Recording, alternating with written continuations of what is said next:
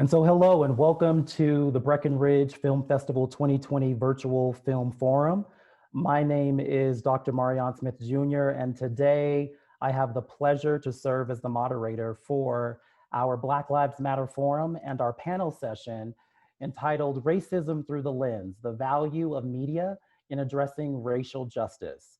Before we begin and before we meet our panelists, and they introduce themselves, just one item I would like to present to those that are listening, and I want to level set. Here in Summit County, Colorado, the holding space for the Breck Film Festival, I want to recognize and to acknowledge that we're on the land of the indigenous people, the Ute Mountain Tribe, one of 3 federally recognized tribes of the Ute Nation. And with this acknowledgement, I want to share with you a proverb that's attributed to our First Nation peoples. And it is, those who tell the stories rule the world. Once again, those who tell the stories rule the world.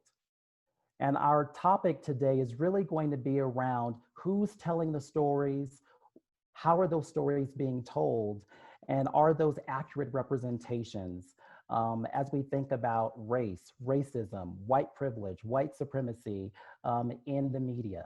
And so with that, I would like to turn it over so that we can meet our esteemed panelists. First, if we can begin with Amber Washington. Hi everyone, my name is Amber Washington. I am currently a student at the University of Colorado, Denver, studying film and TV, and my web series episode, A Time and Place to Twerk, is a part of this festival's, this year's festival, and I'm just happy to be here and excited to talk. No, thank you for that, Amber. If we can hear from Dr. Murray.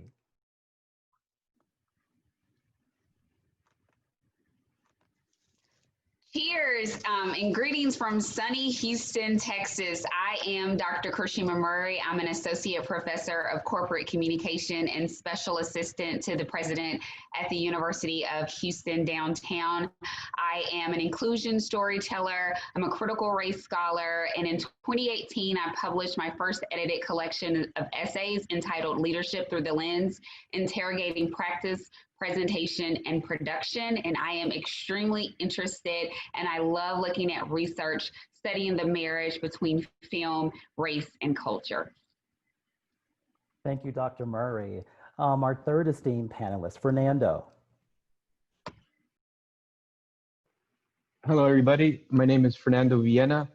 I'm a filmmaker and co-director of the soon-to-be-released next Netflix film, Giving Voice, which chronicles the life of August Wilson as well as the August Wilson monologue competition. Welcome, Fernando. If we can hear from our next esteemed panelist, Greg.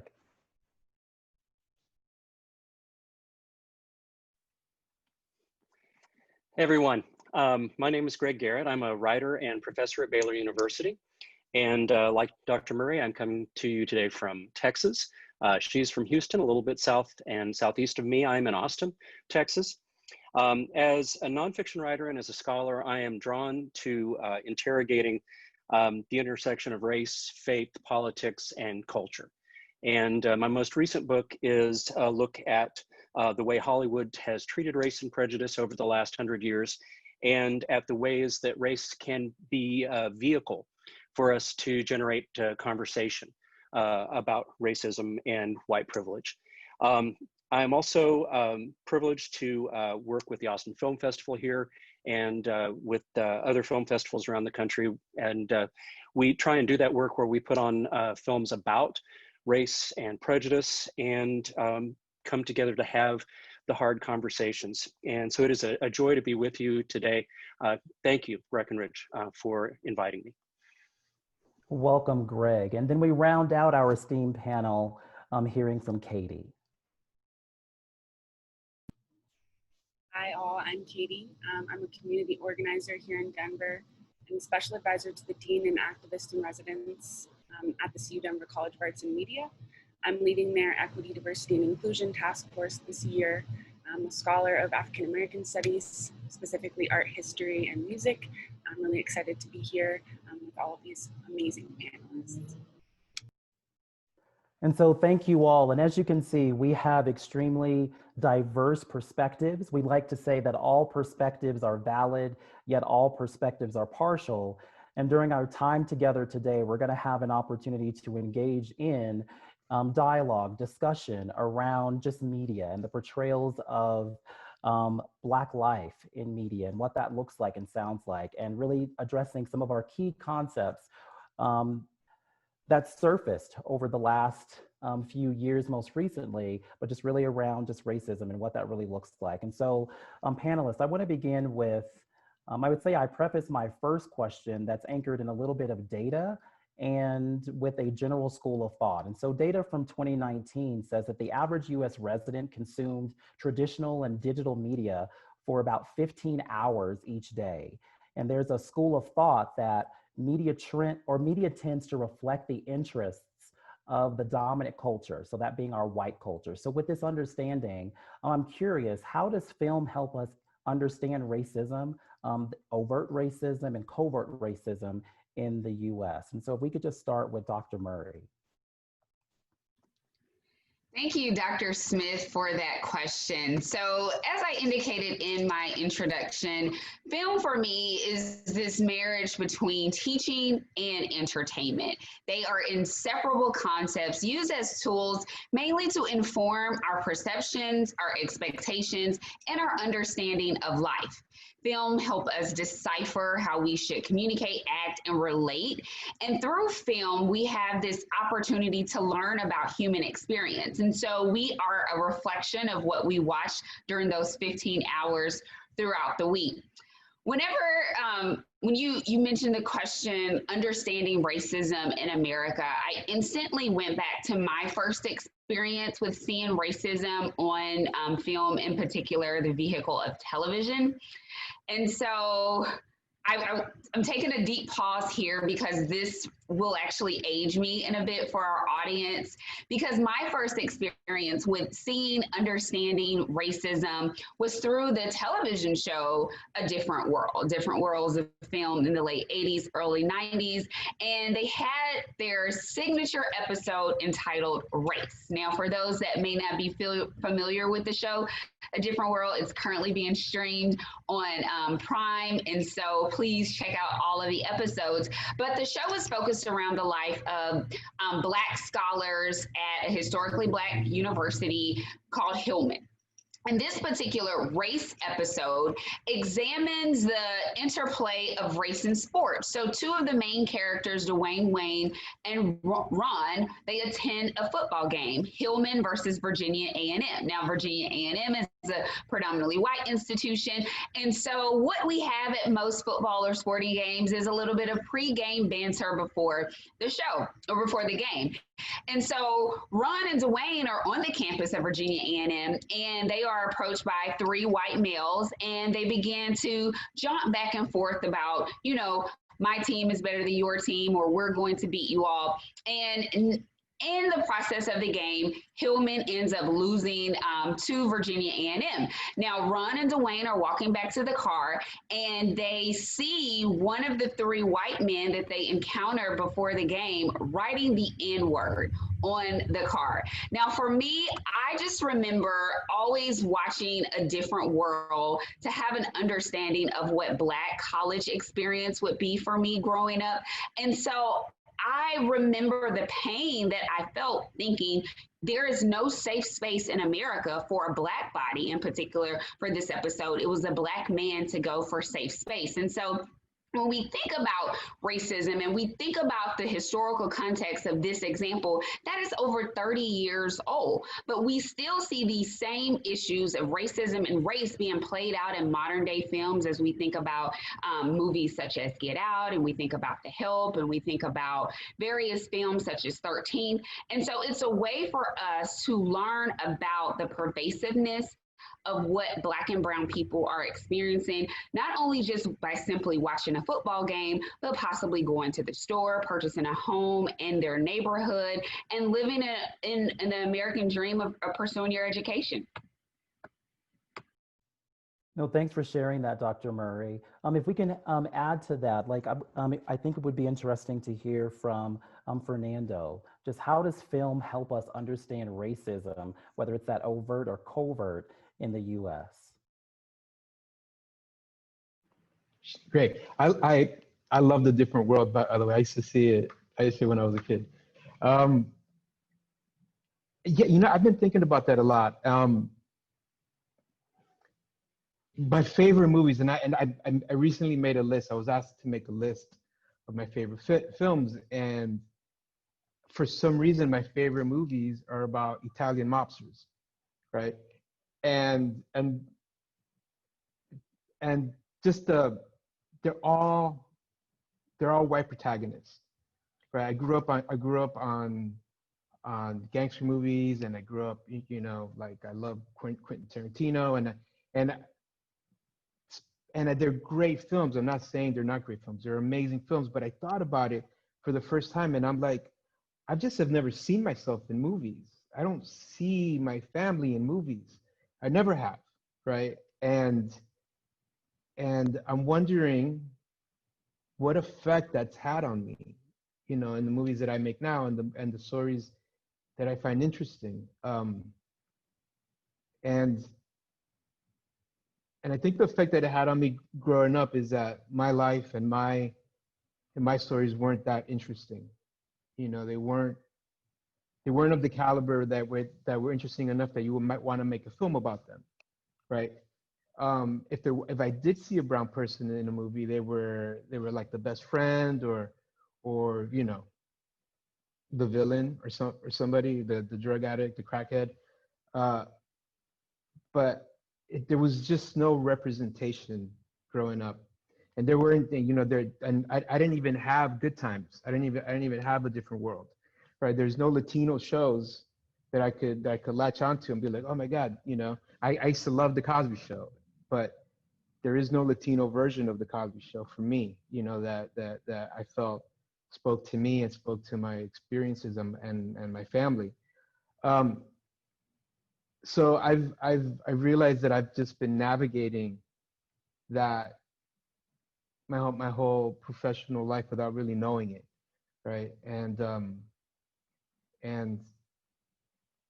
you know, right now I'm at a crossroads in my career. It's like, well, I've been giving, you know, I have a little bit of a platform now. Like I can make content now. Am I going to take that on? Am I going to take on the responsibility of putting brown stories out into the world? And also thinking about the responsibility that comes with that. Well, thanks for sharing that, Fernando. One of the things I want to add to, and then going to a next question, you mentioned a little bit about representation. And so we understand that representation matters immensely. And we also know that context matters immensely, and that films are not made in a bubble. You know, they're made within a social container. And so this next question is around, what role do you see film playing in fighting for racial justice, or moving beyond film for entertainment value to film for social justice movement, education, and moving forward? And so I'm curious if we can hear from Katie around that. Yeah, I love that question. I think the data points that you shared with that first question really let us know how inundated we are with media every day. And I think it's important that we all have critical media literacy. And we're bringing that to all of this stuff that we are consuming, because so often it is this sort of like mindless consumption. And so I think that we need to be teaching people how to view things and how to analyze things and be critical consumers. Because more than just representation and more overt sort of demonstrations of racism, like were spoken of before, there are very subtle things that shape our world in all of these films that we're watching. And they go sort of untagged or unseen. And one of my favorite film and pictures have always played a role in social justice. From Frederick Douglass, he once said that the soul rightly viewed is a picture gallery. which is, and he was the most photographed man during his lifetime of that century, of the 19th century. And so it how we see the entire world around us and see ourselves, right? Film is a depiction of that. And so I think that in terms of social justice, like what role, it is the creation of representational films, but it's also teaching people how to consume things, right? And to go back and watch, you know, Birth of a Nation, and even like less overtly like racist films, and try and understand like what are we actually watching here? Because critical consciousness is so important, and that is provided to us in so many ways through media and through film. No, thanks for sharing that, Katie. One of the things that we wanted to add to, Greg, if you can just speak a little bit to that as well as we talk about just the role of film. Is it one of we're enjoying the craft? Is it for entertainment? Or is there just a social responsibility for some type of action when we're thinking about racial justice? Yeah, I love Katie's response, because I think one of the things that I am most interested in is interrogating our media and asking about the mythologies that are embedded in them. I had the good fortune this week to be on a panel with Van Newkirk from The Atlantic, who I think is one of our greatest writers about race and politics. And I hope at some point I'll get a chance to talk about his podcast, Floodlines, about Katrina. It is amazing work. But Van was saying something very much like what Dr. Smith was saying earlier. On our panel on, I think it was Tuesday night, he said, mythologies exist to give people in power power. And so one of the things that I think we have to do is we have to interrogate media made by the dominant culture, and we have to encourage the stories of people who have not been part of the dominant culture to find the dangerous mythologies that have been embedded, and to encourage the healing mythologies that have been expressed by people pushing back against the dominant culture. So there are two things that I kind of think about there. When I think about white culture and white filmmakers and white Hollywood, even progressive films on race often have to be interrogated. A lot of times in these public programs that I've done over the last 4 years, I'll show Guess Who's Coming to Dinner, the 1967 film starring Sidney Poitier. And it is a great film. It's a landmark film. It's, you know, Spencer Tracy was, or it's not Spencer Tracy, but Sidney Poitier was the leading box office draw in the world at that moment. And so there are a lot of really powerful progressive things that we can claim and celebrate in that film. That it takes this whole question of interracial relationships that white people have been worried about all the way back to the Birth of a Nation. And it puts them front and center and deals with them in an honest and really sort of progressive way for its time. So like we can claim that in our interrogation, but we also have to say, Spencer Tracy, who is the father, the white father, is the person who is allowed to make the final decision. I mean, that is a harmful stereotype for us, the whole great white father stereotype. And the other really sort of interesting stereotype, as wonderful as Sidney Poitier is, and handsome and smart, he is so perfect that he is not allowed to be an actual human being. James Baldwin called his character the Wonder Doctor. And that's a subtle form of racism as well. When you have to stand in for your entire race and are not allowed to have your humanity. And so I think that, you know, just coming back to Katie's point about conscious consumption, that one of the things that we have to teach, and I hope that folks that are listening today and watching today are conscious consumers. But we have to go back and ask hard questions about the media we consume and bring those mythologies out into the light where we can name them and claim them, and for my people, repent of them if necessary. No, thank you for sharing that, Greg. One of the things that I took away from what both you and Katie spoke to is the concept of really interrogating the norm. One thing that really struck a chord with me, and I jotted some notes here, is when our white filmmakers or when white people tell stories, are these stories viewed as a perspective or as the norm?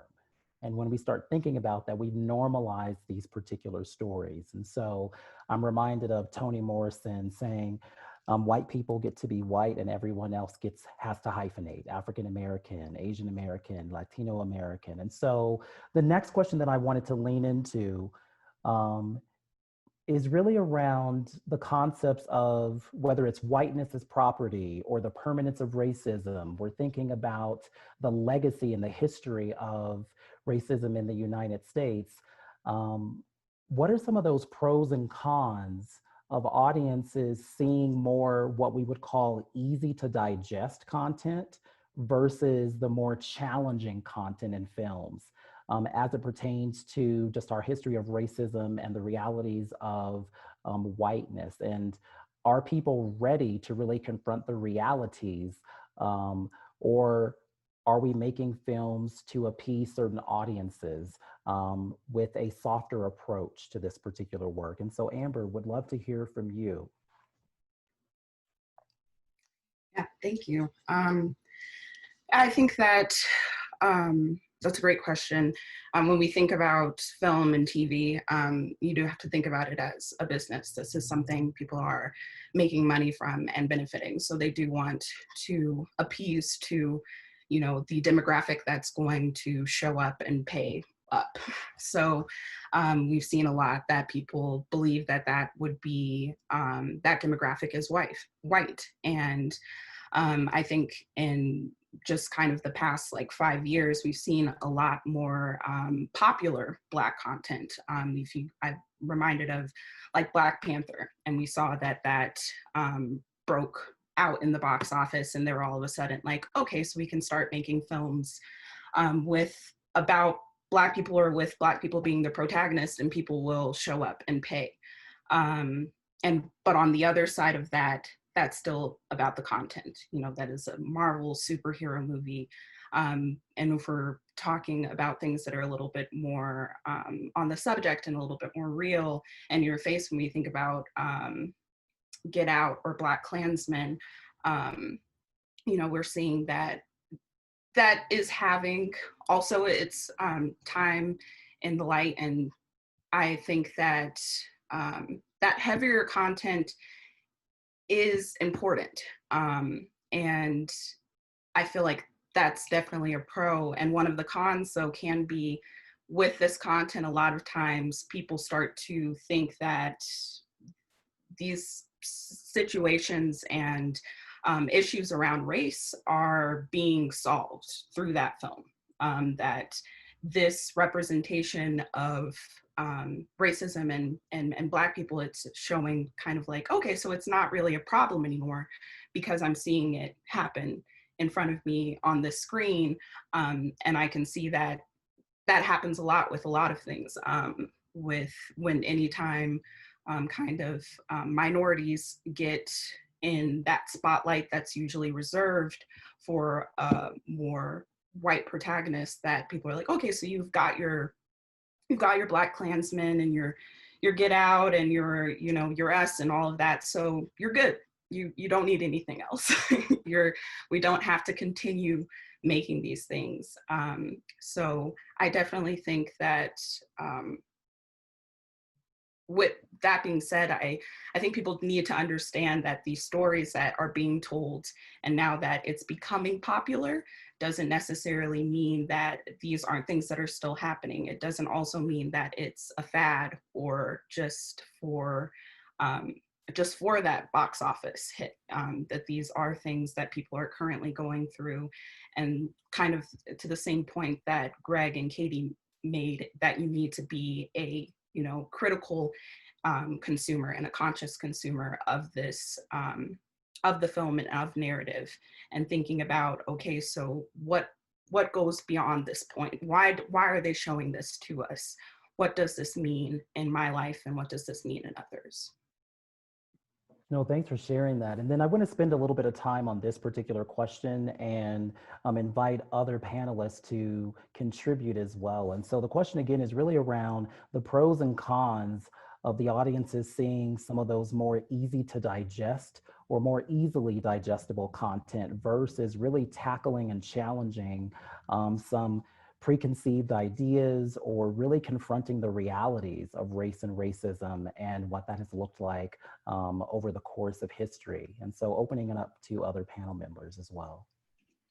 If I could go next, two things that popped in my head, Dr. Smith. One is a quote by Brian Stevenson, the founder and executive director of the Equal Justice Initiative.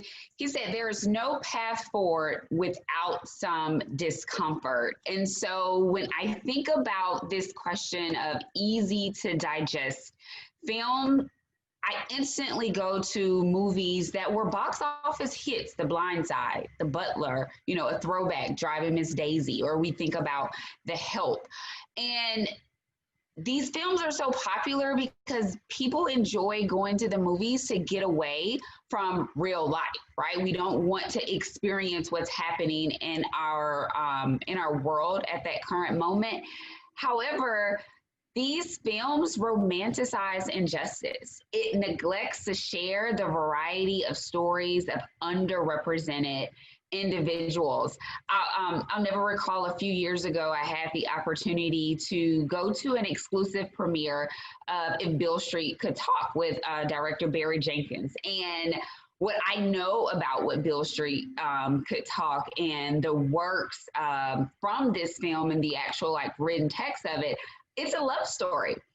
And I remember leaving the film feeling like I had been sucker punched in the gut because I was just like, this director, black man director, and I respect Barry Jenkins, he said that he wanted to show what the life of real Black love and what does not get portrayed on television. And that's what his films, you know, he portrays. And so I feel like these easy to digest films are not fair representations of the world that we live in.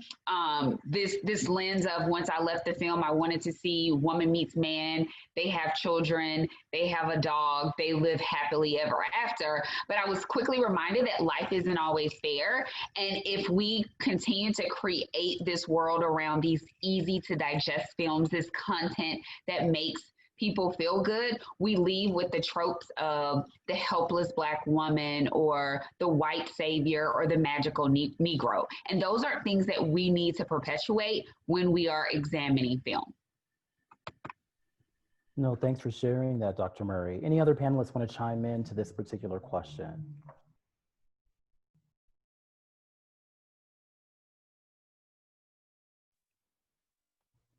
If I could just follow up on Dr. Murray's really fine response, I would just remind our audience about 1989.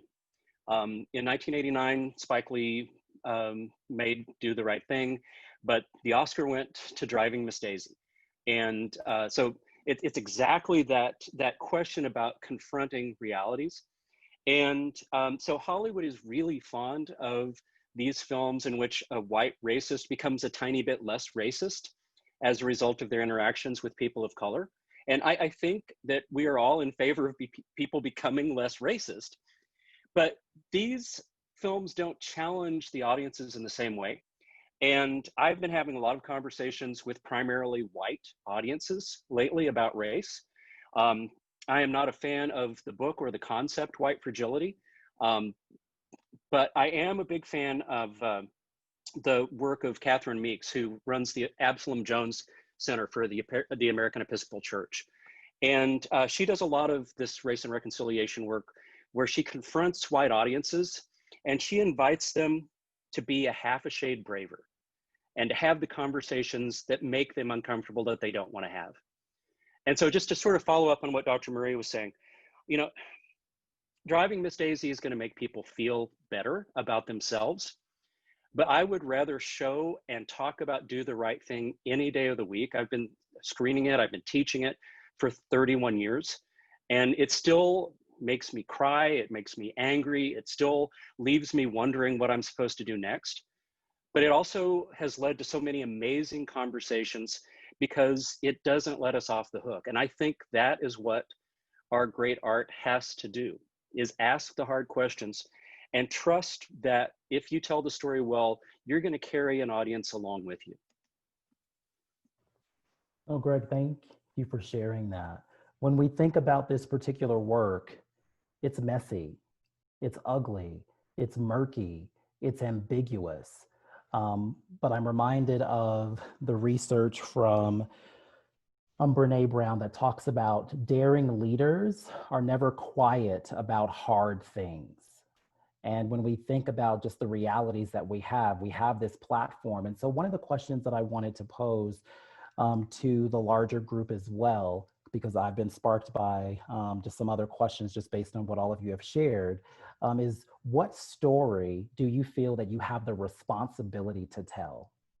And so think about that for a minute. Like, what story, as a filmmaker, as a producer, as a writer, like you're in this industry, what story do you feel that you have the responsibility to tell? And what does that look like and sound like for you as you begin to move this work forward?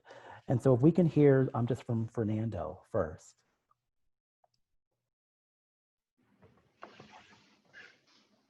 Well, you know, I think as a filmmaker and as a storyteller, first and foremost, your job is to explore the human condition, right? You're exploring people's lives, exploring their fears, exploring what they care about. And, you know, different people care about different things. People in the same household can care about opposite things that put them in great conflict. I think the responsibility is to start exploring a world where you know, it's hard. It's hard because everything is defined by race. I think you know, like I live in a working class neighborhood of Los Angeles, Ball Heights, and it's hard here. You know, it's like it's not equal. You know, I've lived in Venice, I've lived in Los Feliz, I've lived in almost every neighborhood of Los Angeles, and now I find myself living in Ball Heights, and it's tough, right? And these stories aren't being told. Nobody understands what's going on here. All they know is it's a gang neighborhood. It's everybody's poor. Everybody's you know, kind of lawless. But the reality is, you know, people here care about there's multi-generational living going on here. You know, there's people taking care of their grandparents, like we do, and those dynamics are really part of the conversation in mainstream media, right? And I think, you know, the more and that goes the same for any minority neighborhood in any city. So the more these stories are told, whether it's easily digestible or tougher, right? But they're told honestly and they're told fairly. I think what it creates is conversation, and it creates an opportunity to want to explore a little bit deeper. No, thank you for sharing that. Like Katie, I would be interested in your perspective around that. Yeah, I love sort of the conversation we've been having about like storyline and how we love things that come full circle and make us feel better. One of the movies that comes to mind that doesn't do that sort of punches you in the gut is Queen and Slim. And this is going to be a sort of love letter to Lena Waithe, but it's so important to do that because Dr. Angela Davis always talks about how our society relies so much on this sort of public amnesia, and so many of these stories just lull us into that amnesia. And the best kinds of movies are ones that you can't, when you leave, right, the stories that stick with you, right, because they don't maybe come full circle or they don't make sense, right? It's this hard, deep truth that really hits you. So I think those are the types of stories that are the responsibility of world makers, really, because that's what media makers are, right? We live in the imagination of people, right, of history. And so right now we're imagining a future, and I think it's everyone's job to be telling Afrofuturistic stories, honestly. Something that I'm forgetting her name, I'll think of it in a second. Her book is Emergent Strategy, but she talks about how literally social justice work is, you're an Afrofuturist, right? Because we're currently living in the imagination of people who couldn't imagine a world where Black people were free, where disabled folks were leaders, you know, where different sized women were beautiful. So it's our job to radically reimagine. And I think part of that is this sort of storyline and storytelling and the characters too, like the stories of the characters that we need to tell. They're imperfect people, right? The people who are hard to love, because like, diversity, equity, inclusion work so often is like focused on this exceptional Black or brown person, right? This exceptional woman. But we have to learn how to truly value difference. And that's something that Audre Lorde says too. And I have a little quote from her that I would love to read. That we need to tell stories where difference is not merely tolerated, but seen as a fund of necessary polarities between which our creativity can spark like a dialectic. And so that's, I think, the core of it is we have to tell hard stories that don't always make sense, that punch you in the gut and have characters that, you know, you might, if you saw them in real life, be a little frightened or confused or really uncomfortable. And futuristic stories too, right? Just radical imagination. No, thanks for sharing that, Katie. Any of our panelists want to add to that as well, because I want to sit here for a minute. Yeah, that's great. I also just wanted to add that I do think that we need to tell stories that also showcase kind of marginalized joy as well. And also specifically for youth. And I think Black children specifically, I think that there is a reality that marginalized youth go through that white children do not. And it takes a part of that happiness and comfort from those children, from those teenagers. And I think that we should be making content that kind of breathes life back into that, so they can come home from school or work and in spaces and places where they are being oppressed and not being understood and not being represented, and they can turn on the TV or open the book and be able to relax and have that breath and be like, okay, I feel seen, I'm safe here, I can be happy, I can laugh, I don't have to have this wall up. No, thank you for sharing that. Like, I want to hold on to this particular core question because it was around, you know, what story do you have the responsibility to tell?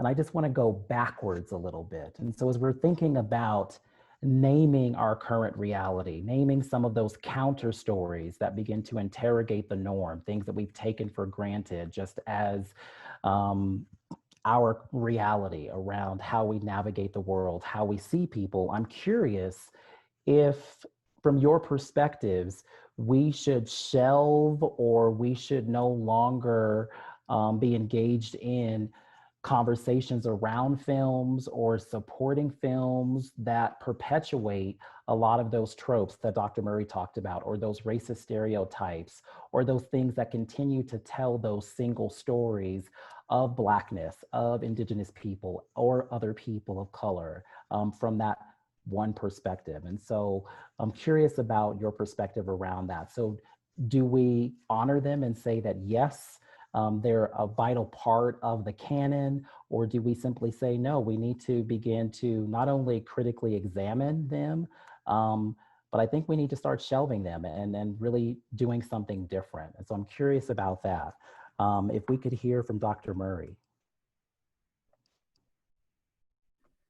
Thank you, Dr. Smith. I would just like to pause and acknowledge the brilliance of Katie and Amber's answers. Like, my pen is out here, like, writing, because as a storyteller, as a lover of film, I think about how the complexities that I experience as a Black woman, I never see I never see it on film. I don't see the acceptance of my body, my womanhood, my ability played out on film. You know, I mentioned like this sucker punch from watching If Beale Street Could Talk and wanting to see like the Black love that I experience, that my friends experience, and the variety of that love, and how we do not see that. And so I thank you all for those answers. When I think about this question about should we shelve the films, things to mind. How are we feeling about erasing history?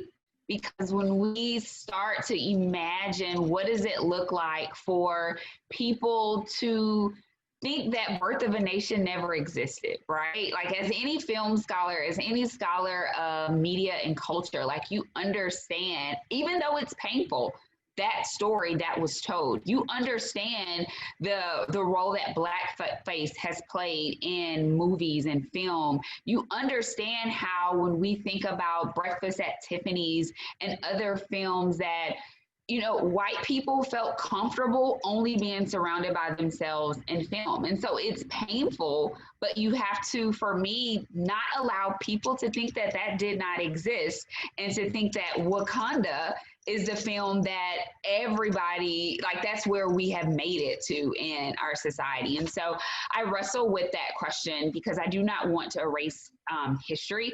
I do not want people to feel that Black and brown bodies on screen, on film, it's the norm, right?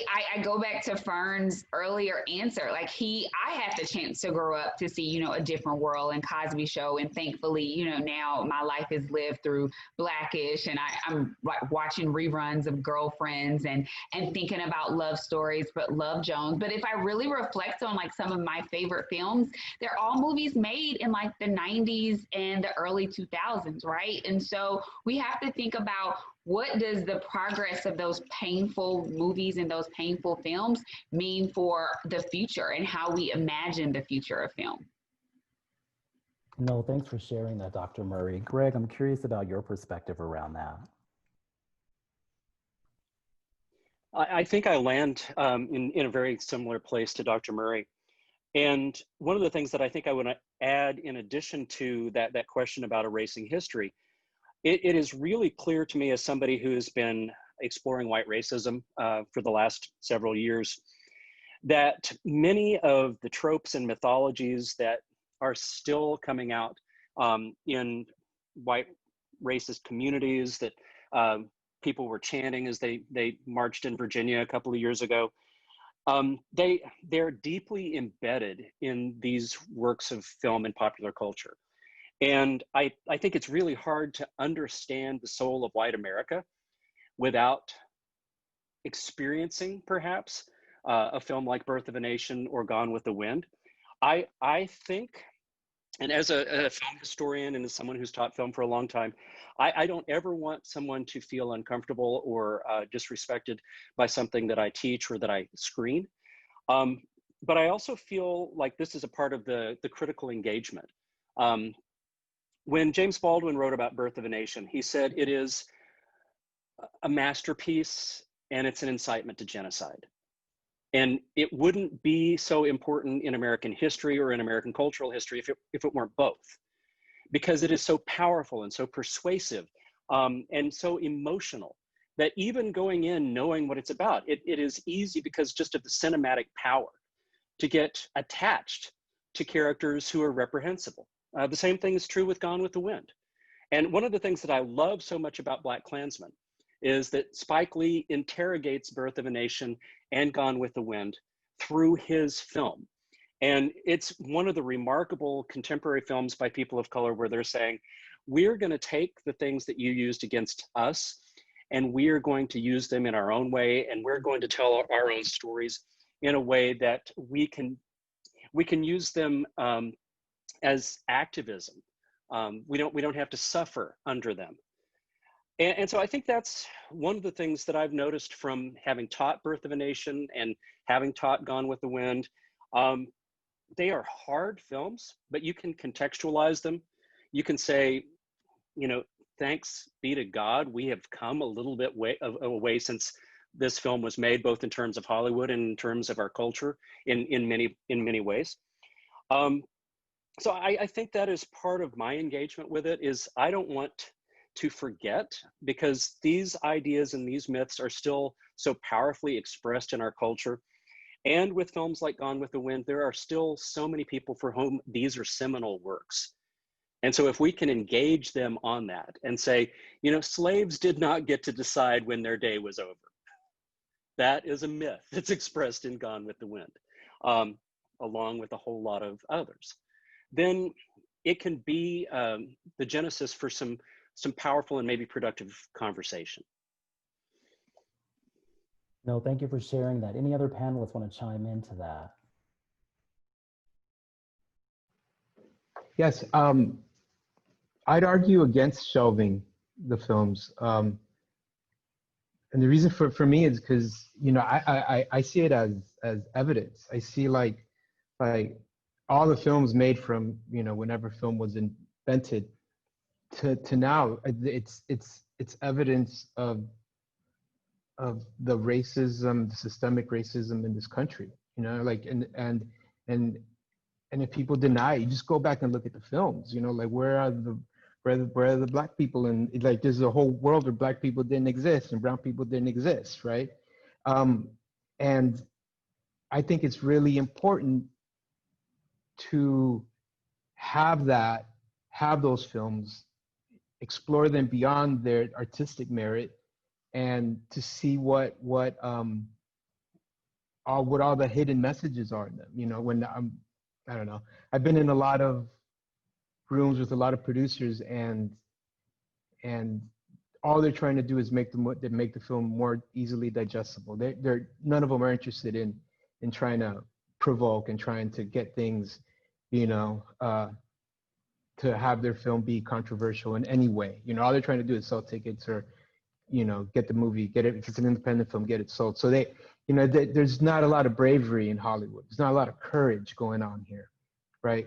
But I think, you know, it's like, it's all there. Like the history of America is in these films, all the films that we watch, that we've been watching our whole lives. My favorite films are from the 70s, right? And that's a really interesting decade of filmmaking. There was a lot of really great films being made, and a lot of great filmmaking, but it's still mainly white filmmakers that made those films. And I think as a filmmaker and as a conscious consumer of media, it's important to know that there are a lot of really great films being made and have been made in other cultures, where Central and South America, Africa, India, Asia. There's great product. There's great, just absolutely wonderful filmmaking that's been being made for, you know, since film had started.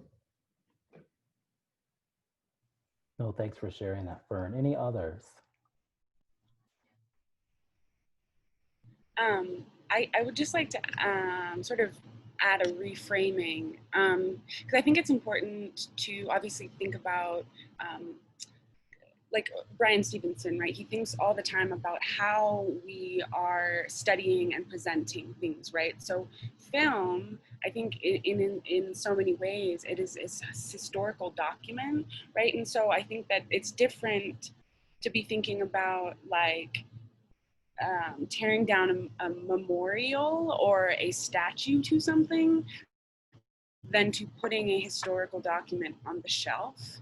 So I think it's important just to be thinking about film, at least the way I think about it. Like, I mean, it's an art, and there's so much of it, right? We're not, as long as we're not like memorializing and like paying homage to these films, right? And like honoring them as statues. I don't think we need to take them down, right? Put them on the shelf.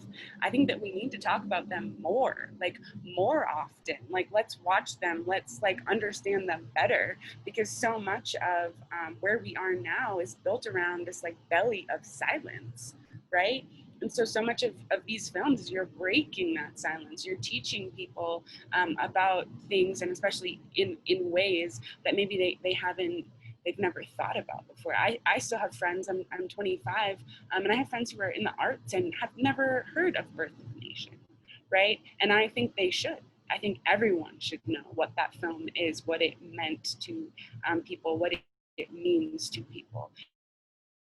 So I'm very much for, I mean, in agreement of we take it off the shelf, right? Let's talk about it.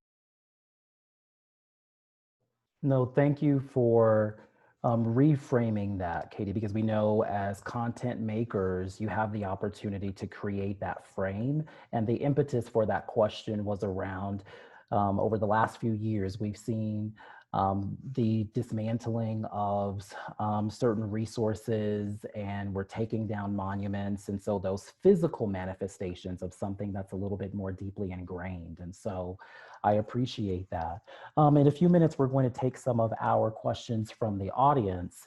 But prior to that, I just wanted to ask just one other question, and it's going to be open to all of our panelists as well. So considering everything that we've talked about thus far, and most of us have communicated that there are those stereotypes, these stories are incomplete. I'm reminded of I do believe it's the 2009 TED Talk, and it was The Danger of a Single Story by Chimamanda Adichie. Chimamanda Ngozi Adichie, there we go, and just thinking about the danger of that single story. And this relates to who gets to tell stories. Where does the power lie? Where's that power structure? Whose narratives and whose truth are we actually exposing and lifting up and spotlighting? And so the question that I have that I would like to hear from all of our panelists, if you would like to chime into that, is, so where do stories of Black joy or Indigenous joy and people of color joy and happiness fit into all of this that we're talking about, knowing that there may not be overt representations of this in the mainstream media, where it is creating opportunities to tell a very different narrative?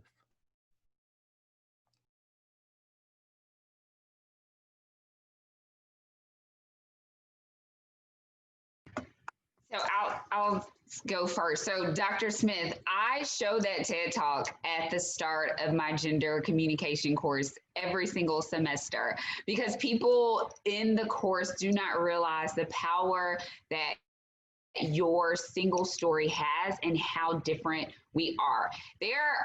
When we see these films and we think about the importance of a film, there are these tropes, and then there is this current, this perpetual representation of Black people, Black folk, brown folk, Indigenous people being monoliths, right? They're all the exact same. They all love the same. They all go to work the same. They all, in the respect of Miss Amber Washington, they all twerk the same, right? And so that's not true. And when I think about the fact that we are in the midst of 3 global pandemics right now, Black joy in films, it is extremely imperative, right? We look at social media and we see all of the rage around P-Valley right now, and we think about the way that people are enjoying, I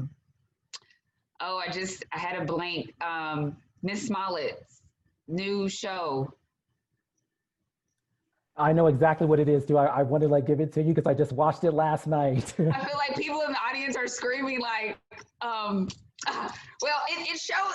it shows like Black joy. And so for me, it's imperative for us to see Black joy. It's imperative for us to see Black people not as the help, not as the mammy, not as the thug or the gangster, right? We want to see Black people, brown people happy, because even though we are living in a pandemic and we're many times at a constant state of rage, we are happy, right?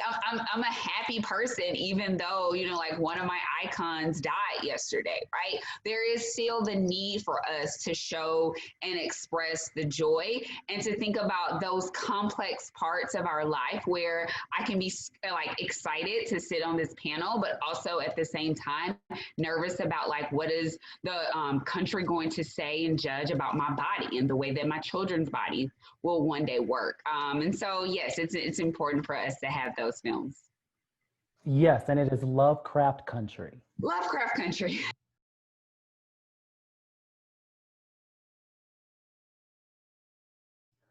Other panelists chiming into that. Yes, I just want to speak a little bit about giving voice.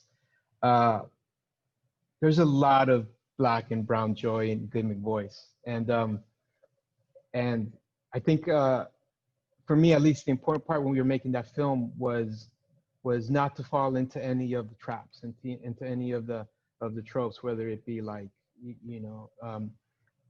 movies about, documentaries about underprivileged youth, and like whether it's like Last Chance U or one of those documentaries. We wanted to keep it. We wanted to show them as just like real, honest kids, going through their struggles, but then finding August's words and latching onto those words and realizing that their stories matter, and their stories are full of joy, and they're full of pain, and they're full of conflict, and being able to articulate that, through their performances, it's really powerful stuff. And I think that, especially now, I'm really excited for the film to come out, because it's not a movie that throws rocks, right? It's a movie that shows pride, it shows courage, and it shows the power of art. And it's not something that we consciously set out to do, but it's what came out in the process of making the movie. Can I just add one more thing? I'll be quick. The way that I think about Black joy, Khalil Gibran said, "The deeper that sorrow carves into you, the more joy you can hold." And for me, that's Blackness embodied, right? Like there's nothing like Black joy. It is unbelievable. And it's an act of resistance in this imperialist, capitalist, white supremacist patriarchy to still be able to like smile and laugh and be some of like the most joyful human beings. It's unreal and so important. And to have that reflected or inspired in film is so important. And one of my friends the other day, a middle-aged white man, asked me like, how are you functioning right now? Like, because a couple of my fellow organizers were just put in jail 2 days ago, right? Like, how are you? And I'm like, I watch movies and I watch TV and I listen to music and I find joy. Joy is resistance, right? Like taking time to see that before all the battles, this was just a field, and like see the flowers and like be happy. It's so important.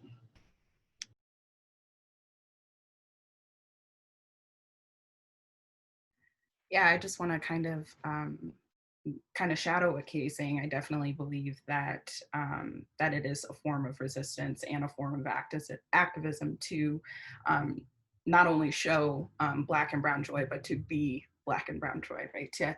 To embody that and to actually have it. And I think that's another reason it's important to show it is because we've got a whole generation of Black and brown kids right now who are growing up in this and not really knowing how to be happy, how to have that, trauma and of just being, in a space, in a place where you're being oppressed and not really understanding that you can take part of your power back by being happy. And so showing this kind of joy in media is important to kind of have a way to remind the people who are going through it that you're going through it, you're going to get through it, and that you can enjoy it and you still are allowed to smile, and this is how you do it.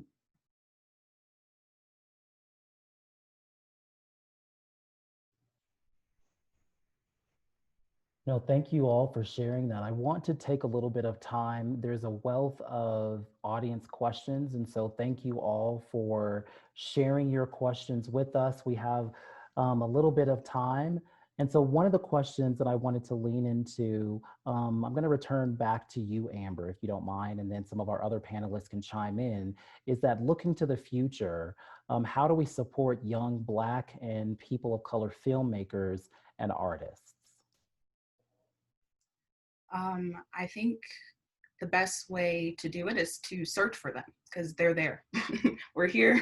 We want to have you show our things, but sometimes, the resources aren't always there. So actively look, actively be, and the next time that you have, a hangout or a sleepover, not so much during pandemic, but, instead of just clicking to the millionth episode of Friends that you've watched, think about, Google it, look for that content because it's out there and we want you to see it. So I think the best thing that, that's the best way that you could help and support is to be actively looking to help and support Black and Brown filmmakers. And to support them with your money, to support them with your dollars. There is someone that's in this audience right now that can film and help fund Amber's projects, right? So you can dig into your pockets at this moment and you can reach out to Amber and you can say, you have a film that's coming out. How can I support you? How can I sponsor you in a class? Like that is what we must do if we want to support people of color, Black and Brown, up and coming filmmakers. Allyship is so important. And so I challenge someone that's watching us right now to think about how can you reach out to Amber and how can you go to film schools and look at other ways that, because we're all not always in film schools, but how can you look at ways to support people with your dollars, right? Because she needs money. Thank you. I do need money. I want to be mindful of our time. I like to say that time is a social construct, but we know that it's very finite as well. One of the questions that I have from the audience is, what is one question that you would want audiences to critically ask themselves as they watch films, especially films around race? And so just opening that up to others. So what are some of those questions or key questions as they're interrogating the norm?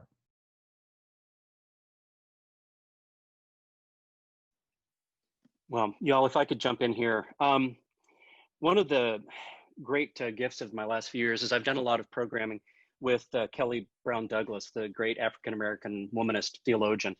And we watch a lot of movies together. We laugh a lot together. We cry together.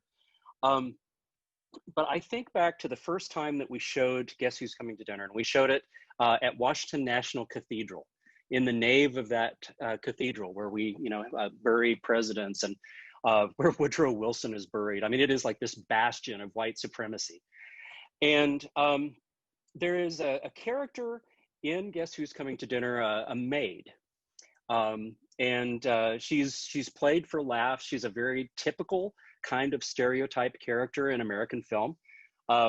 We see similar characters in Birth of a Nation. We see similar characters in Get Out that Jordan Peele has turned on their head, thankfully. But I remember that Kelly asked a question in our panel that night after Guess Who's Coming to Dinner that actually has become the most useful question that I've had as I talk with white audiences about race in film. She says, what was it that this character was doing? Why did white people need this character? So just to break it down and to think of it in story terms or in mythology terms, what need was she satisfying? How was it allowing white people to continue to preserve the hierarchies? And what happens when we hold that up to the light and say, why did white audiences need a character like that? And that has been maybe the most useful question that I've been using over the last 4 years. And again, total credit to Kelly, it was her great question. But I think that is a really useful question for white audiences as they take a look at films that deal in any sort of way with race and prejudice. No, thank you for sharing that. Very profound, Greg. Any others want to chime into that conversation?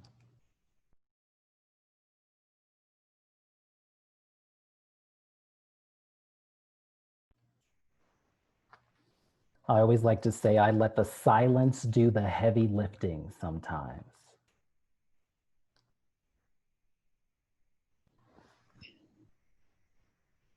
I would just sorry.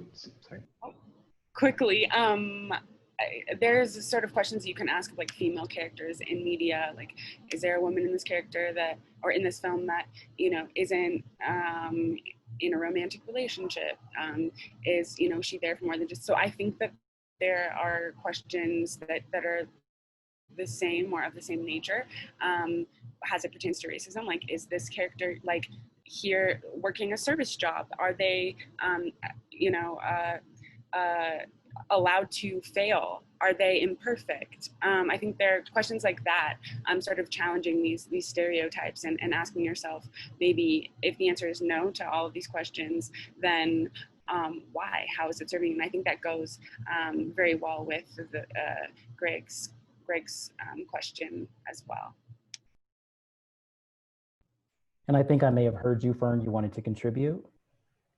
Yeah, I think the question that I would ask was, and I try to ask when I watch things, is who's the audience? What's the intended audience, right? And that's a question that you know you hear a lot when you're either you're making it. That's one of the questions you get right away, right? Well, who are you making the film for?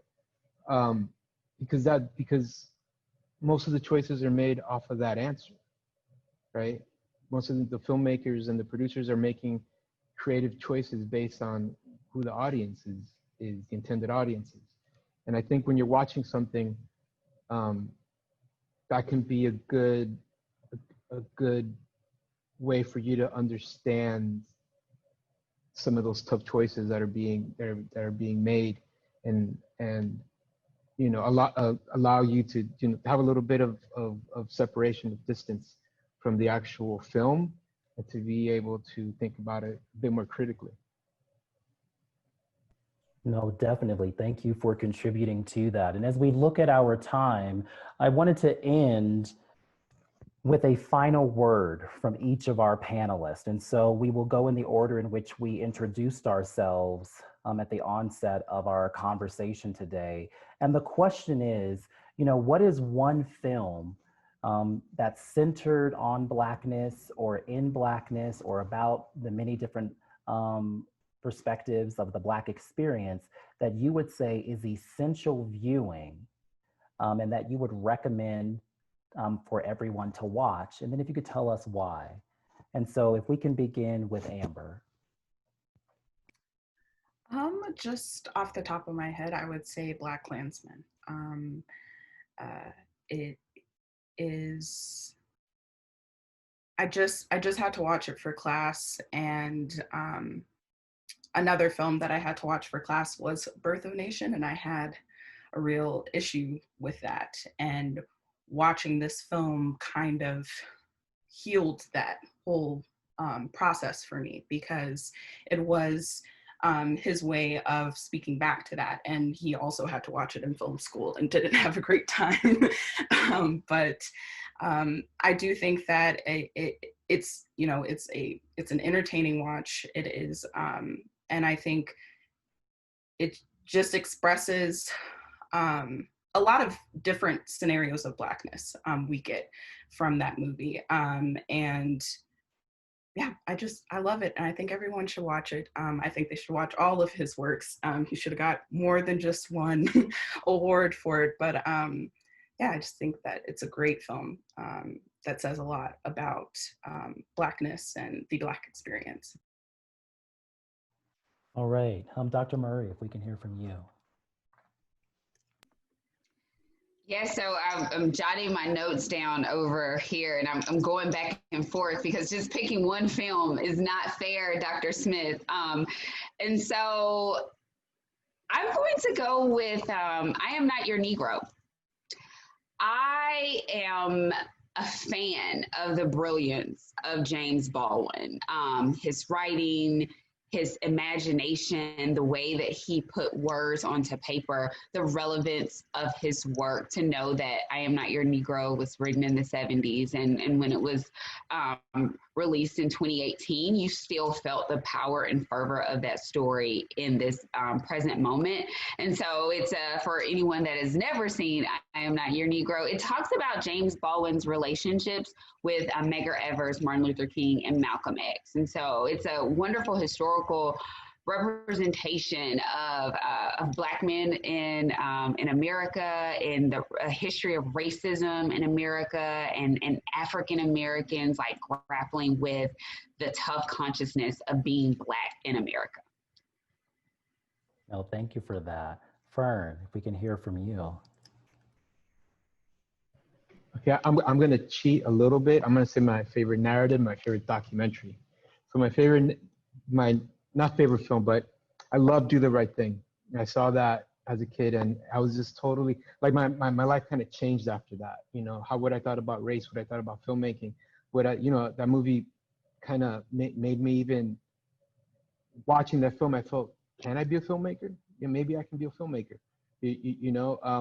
But how he dealt with just that one sequence when everybody's spewing all the racist stuff, like the Korean shop owner, the cop, it's just so great, so great. And then my favorite documentary is Hoop Dreams, and it's a white filmmaker, but that movie had the same effect on me, and being able to experience those two kids and their dreams and their joys and their incredible struggles just had a profound effect on me as well. No, thank you for sharing that, Fern. Greg, if we can hear your perspective around that. So that one film. All right, and everybody is stealing my movies. Great choices, you all. I think that given that we've already heard some really great choices that I had as my first, second, and third choice, this is not my fourth choice because it is one of the most beautiful and profound movies I've ever seen. But I would say Barry Jenkins' Moonlight. And it is an incredible, beautiful film. It honors the whole experience of its characters. I mean, we were talking about hardship and joy. And I think the most important thing about it, just in my own sort of viewing as a white film goer coming to this film, Fern was talking about who's the intended audience. I was the intended audience for that film. Everybody was the intended audience for that film. The third or fourth time that I watched Moonlight, it was the first time that I realized that there is no white person in that movie with a speaking role. And it doesn't matter at all. You're immersed in the lives of these characters. You love them and care about them. And that is what great art does. So that would be my choice, not because it's lesser than the other choices that I might have gone with first, but just because I want to be sure that we get a nice representation out there, and that is a really phenomenal film. Thank you for sharing that, Greg. And then Katie, we can hear from you. Yeah, again, all of my films have been stolen, but it speaks to how amazing they are. I would probably say Ashes and Embers. It's an older film, 1982 drama about a Vietnam war veteran that returns back to the city, the United States. It's a beautiful, beautiful film with a very imperfect main Black character, and it's beautiful. And then just to cheat, because I ruined some of my film, Guava Island, it's short, and it has Rihanna and Childish Gambino, and it speaks to like capitalism and Blackness and joy and all these things, and art. No, and so thank you all for sharing those. And so for our audience members, if we haven't had an opportunity to view those films, we invite you to take some time. If you have seen them previously, it would be a great opportunity to revisit those now, based on our conversation today, that your consciousness may have been shifted a little bit and the questions that you may be asking as you're re-examining those films. And so we have come to the end of our time together today. And so on behalf of the Breckenridge Film Festival and our esteemed panelists, you don't know how excited I was just to serve, or to be asked to serve as the moderator for this session. As I said, as someone who's a critical race scholar practitioner, who's a connoisseur of films, and just to be in the presence of all of you who are creating those clear and compelling stories and the vision for the future. It's just been humbling, and I appreciate just your time. And so thank you all, and thank our audience for joining this live question and answer session. And remember to check out more films at breckfilmfest.org. And so we'll see you soon. Hopefully 2021 will be in person. And so thank you all for tuning in. And once again, thank you to our esteemed panelists.